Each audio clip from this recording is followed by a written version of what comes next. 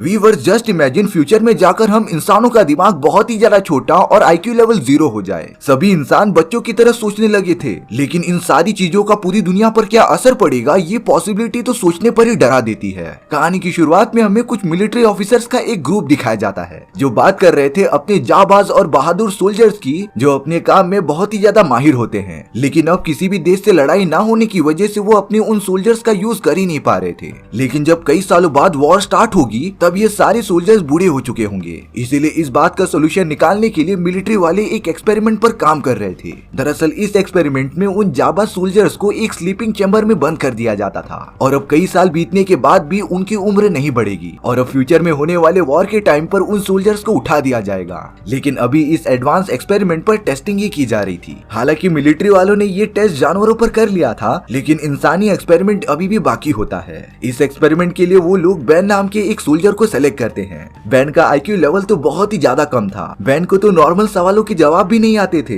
पूरे military force में सबसे नाकारा और बेदिमाग बैन ही होता है और तो और बैन के कोई भी माँ बाप और रिश्तेदार भी नहीं थे। इसीलिए बैन को बिना उससे पूछे इस एक्सपेरिमेंट में शामिल कर लिया गया था। मिलिट्री वाले रीटा नाम की एक प्रोस्टिट्यूट को भी इस एक्सपेरिमेंट में शामिल करते हैं और अब उस स्लीपिंग चैम्बर में बैन और रीटा साथ में जा रहे होते हैं। वो दोनों एक दूसरे से वहाँ पर पहली बार मिले थे और अब बिना टाइम वेस्ट किए उन दोनों को ही स्लीपिंग चैम्बर में डाल दिया जाता है। इस बात को कई साल बीत गए थे, लेकिन अब गवर्नमेंट वालों को इस सीक्रेट एक्सपेरिमेंट के बारे में पता चल जाता है। ये पूरा एक्सपेरिमेंट इलीगल तरीके से कंडक्ट किया जा रहा था, इसीलिए गवर्नमेंट ने तुरंत ही एक्सपेरिमेंट को रोक दिया।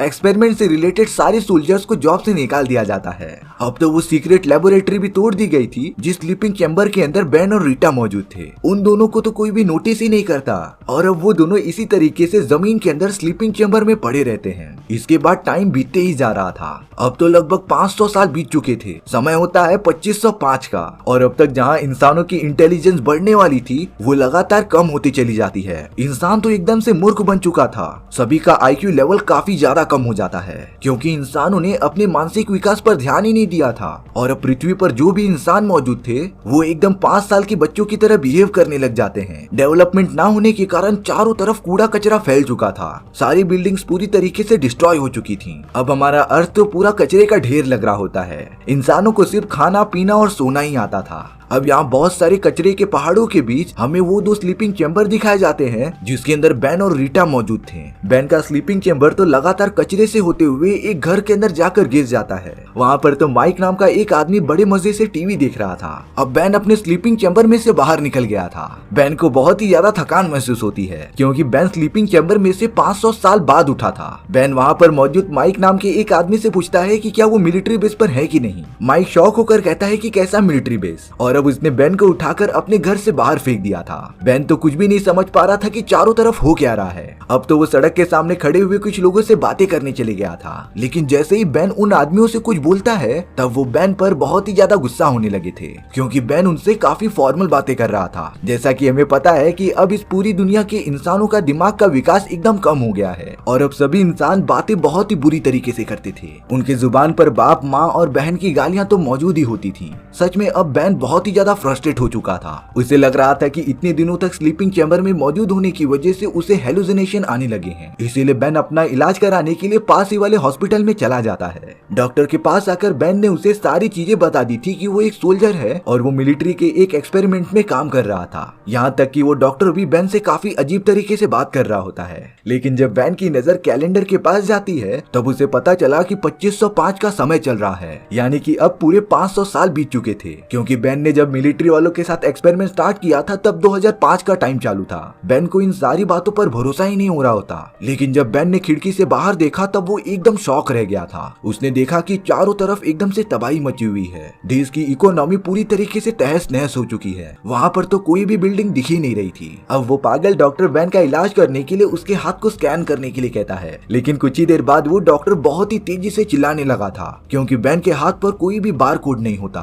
दरअसल इस दुनिया में सभी इंसानों के हाथ पर एक ऐसा कोड लिखा हुआ होता है जिससे उनकी जानकारी मिल सके, लेकिन बेन के हाथ पर ये बार कोड था ही नहीं। अब ये सारी बातें पता चलने के बाद बेन को कोर्ट में लाया जाता है। बेन का वकील और कोई नहीं बल्कि माइक होता है और अब विरोधी टीम का वकील जज को ये बताने लगा था कि बेन ने सबसे पहले हॉस्पिटल का बिल नहीं दिया और तो और उसके हाथ पर बार कोड मौजूद ही नहीं है और ये बात इस टाइम पर सबसे बड़ा गुनाह माना जाता था। लेकिन अब माइक बोलने के लिए खड़ा हो जाता है। बेन को लग रहा था कि माइक उसे बचा लेगा, लेकिन अब माइक भी बेन के अगेंस्ट ही बोलना चालू कर देता है। माइक ने जज से कहा कि बेन ने मेरा पूरा घर डिस्ट्रॉय कर दिया और मुझे टीवी देखने से इंटरप्ट किया। हालांकि बेन अपनी सफाई देते हुए सारी बातें जज को बता रहा था, लेकिन बेन की बातों का कोई भी भरोसा नहीं करता। जज के साथ साथ वहाँ पर मौजूद सभी लोग बेन पर हंसने लगे थे और अब बेन को उसके इस अपराध के बदले जेल में डालने की सजा दे दी जाती है। वो लोग तो बेन को हथकड़ी पहना के नहीं बल्कि उसके गले में पट्टा डालकर लेके जा रहे थे, मानो कि बेन उनके लिए एक कुत्ता हो। अब बेन के हाथों पर एक मशीन के अंदर डालकर बार कोड प्रिंट किया जा रहा था। इसके बाद बेन का नाम QR कोड में रजिस्टर हो जाता है। बेन को अब कुछ भी नहीं समझ रहा होता, इसीलिए वो तुरंत ही मौका देखकर वहाँ से भाग जाता है। वहीं दूसरी तरफ रीटा भी अपने स्लीपिंग चैम्बर में से बाहर निकल गई थी, पर वो फिर से अपना प्रोस्टिट्यूशन का बिजनेस चालू कर देती है। रीटा को जरा भी आइडिया नहीं था कि अब पूरे 500 साल बीत चुके हैं, लेकिन यहाँ रीटा ने नोटिस कर लिया था कि सभी लोग बहुत ही ज्यादा बुद्धू हैं। रीटा सबसे पहले उनसे पैसे ले रही थी और उन्हें 10 दिन बाद सर्विस देने के लिए कह रही थी। इस तरीके से रीटा को पैसे भी मिल जा रहे थे और उसे कुछ करना भी नहीं पड़ रहा था। रीटा के पास काफी ज्यादा पैसे आने लगे थे।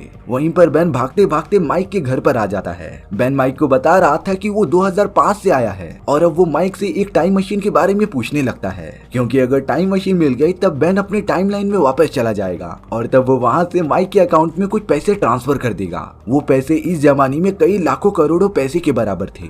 माइक ये बात सुनकर रेडी हो जाता है बेन की मदद करने के लिए, इसीलिए माइक बेन को टाइम मशीन की तरफ लेकर जाने लगता है। बेन को रास्ते में रीटा भी मिल गई थी, इसीलिए वो उसे भी अपने साथ ले लेता है। माइक बेन को एक इलेक्ट्रिक मार्केट में लेकर आ गया था जहाँ पर टाइम मशीन मौजूद थी, लेकिन अब वहाँ पर मौजूद एक मशीन ने बेन के बार कोड को स्कैन कर लिया था, जिससे कि पुलिस वालों को ये बात पता चल जाती है कि बेन का लोकेशन क्या है। माइक तो अपनी जान बचाकर वहाँ से भाग गया था, लेकिन पुलिस वालों ने बेन को फिर से पकड़ लिया होता है। रीटा बच गई थी क्योंकि वो उस टाइम पर वॉशरूम गई हुई होती है और अब बेन फिर से पुलिस वालों की हिरासत में था, लेकिन इस बार बेन को जेल ना लेके जाते हुए उसे व्हाइट हाउस में प्रेसिडेंट के पास लाया जाता है। उन्होंने बेन को बताया कि वो इस दुनिया का सबसे इंटेलिजेंट आदमी है। दरअसल बेन जब जेल में था तब उसका IQ टेस्ट किया जा रहा था और जब बेन से इस पूरी दुनिया का सबसे टफेस्ट सवाल पूछा गया तब बेन ने उसे बड़ी आसानी से बता दिया था, लेकिन वो सारे सवाल नर्सरी के बच्चों जैसे थे, क्योंकि इस पूरी दुनिया के इंसानों का दिमाग बहुत ही ज्यादा कम था। लेकिन बेन और रीटा तो इतने सालों से चेंबर में ही कैद थे, जिससे कि उनके दिमाग पर कुछ भी असर नहीं पड़ा। अब वहाँ पर प्रेसिडेंट आ जाते हैं जो एक पूरे बच्चे की तरह हरकत कर रहे थे। वो एक बॉडी बिल्डर के साथ साथ गे भी होते हैं। प्रेसिडेंट बेन को बहुत ही ज्यादा शाबाशी दे रहे थे और अब अगले मोमेंट में वो अपनी पूरी जनता को बुलाकर एक अनाउंसमेंट करते हैं। प्रेसिडेंट ने कहा कि अब फसलों की सारी प्रॉब्लम सॉल्व हो जाएंगी, क्योंकि उनके पास अब दुनिया का सबसे इंटेलिजेंट आदमी मौजूद है और वो है बेन। बेन को ना चाहते हुए भी प्रेसिडेंट के इस मिशन में शामिल होना पड़ता है और अब बेन को कैसे भी करके अपना दिमाग लगाकर खराब हुई फसलों को ठीक करना पड़ेगा। साथ ही साथ बेन ने माइक से पूछ लिया था कि वो टाइम मशीन आखिर कहाँ पर रखी गई है। माइक ने बताया कि टाइम मशीन म्यूजियम में है, इसीलिए बेन बहाना करके म्यूजियम के पास ही वाले फसल को देखने चला जाता है। बेन ने देखा कि वहाँ की पूरी जगह एकदम से बंजर है, उस जगह पर एक भी फसल नहीं उगी थी। लेकिन अब बेन ने माइक से टाइम मशीन तक पहुँचने का मैप ले लिया था, जिसके बाद वो रीटा के साथ बात करने के लिए आगे चला जाता है। दरअसल अब वो दोनों टाइम मशीन की मदद से यहाँ से भागने की कोशिश कर रहे थे, लेकिन जब बेन ने मैप देखा तब उसके अंदर कुछ ज्यादा लिखा ही नहीं था, क्योंकि माइक के पास इतना भी दिमाग नहीं था कि उसे फुल डिटेल वाला मैप देना था। इस वजह से बेन का टाइम मशीन तक पहुंचने का प्लान कैंसिल हो जाता है। अब खेत में आकर बेन को ये पता चला कि वो लोग पानी के बजाय फसलों में एक एनर्जी ड्रिंक डालते हैं। ये एनर्जी ड्रिंक ब्रांडो नाम की एक कंपनी का है।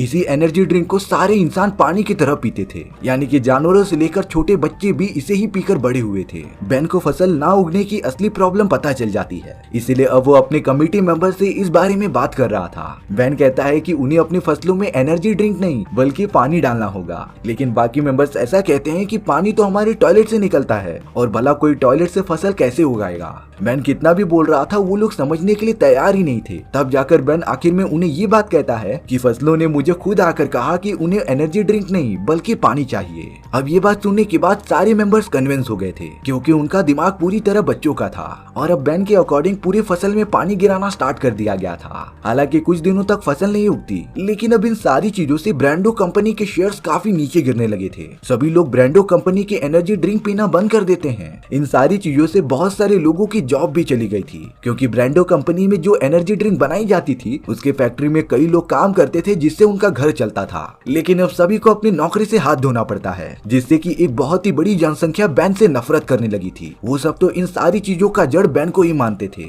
इन सारी चीजों की वजह से बैन को फिर से जेल में डाल दिया जाता है, क्योंकि खेत में पानी डालने पर अभी भी कोई फसल उगी नहीं थी। और अब यह अनाउंस किया जाता है कि बैन को सजाए मौत दी जाएगी। बैन को एक बैटल ग्राउंड में लाया जाता है, जिसमें कि उसे सामना करना पड़ेगा बीस्ट का। बीस्ट के पास अलग अलग टाइप की जानलेवा मशीन्स थी और अब उसका मुकाबला बैन को अकेले ही करना था। लेकिन बीस्ट भी मंद बुद्धि ही होता है। उसने अपनी कार को बिना लड़े क्रैश करा दिया था, लेकिन अब वो लगातार बैन के ऊपर फायर करते जा रहा था। वहीं दूसरी तरफ रीटा और माइक ने ये नोटिस किया कि खेत में छोटे छोटे पौधे उगने लगे हैं, और अब रीटा उग रहे उन सारे पौधों का वीडियो निकालकर प्रेसिडेंट को भेज देती है। वहाँ बैटल ग्राउंड में बीस्ट बैन को मारने ही वाला था, लेकिन जब प्रेसिडेंट ने उन पौधों का वीडियो देखा तब उन्होंने तुरंत बैन को जाकर बचा लिया था, और अब बैन को इस अनोखे काम के लिए आजाद कर दिया जाता है। फसल उगने की वजह से प्रेसिडेंट के साथ सारे लोग बहुत ही ज्यादा खुश हो गए थे, और अब बैन को प्रेसिडेंट ने अपना असिस्टेंट बना लिया था। हालांकि अब बैन और रीटा के पास टाइम मशीन मौजूद होती है, जिससे कि वो अपने टाइमलाइन में वापस जा सकें। लेकिन उन दोनों ने ये डिसाइड किया कि वो हमेशा के लिए यहीं पर रहेंगे, क्योंकि बैन अपनी दुनिया में एक बुद्धू था और उसकी कोई अपनी पहचान नहीं थी। लेकिन इस टाइमलाइन में वो पूरी दुनिया का सबसे इंटेलिजेंट बंदा है। इसीलिए अब बैन और रीटा यहीं पर रुककर इकोनॉमी का विकास करने का डिसाइड करते हैं। उन दोनों ने शादी कर ली, जिससे कि उनके बहुत सारे इंटेलिजेंट बच्चे हुए, और इसी तरीके से हमारी ये कहानी यहीं पर खत्म हो जाती है। सो व्यूअर्स, आपको ये स्टोरी कैसी लगी कमेंट सेक्शन में बताना भूलना मत। और अगर आपको मेरा एक्सप्लेनेशन 1% भी अच्छा लगा होगा ना, तो वीडियो को लाइक एंड चैनल को सब्सक्राइब जरूर कर देना, क्योंकि सच में इससे मुझे बहुत ज्यादा मोटिवेशन मिलता है आपके लिए इसी तरीके की मजेदार स्टोरीज ढूंढ कर लाने के लिए। तो मिलते हैं नेक्स्ट वीडियो में। सी या।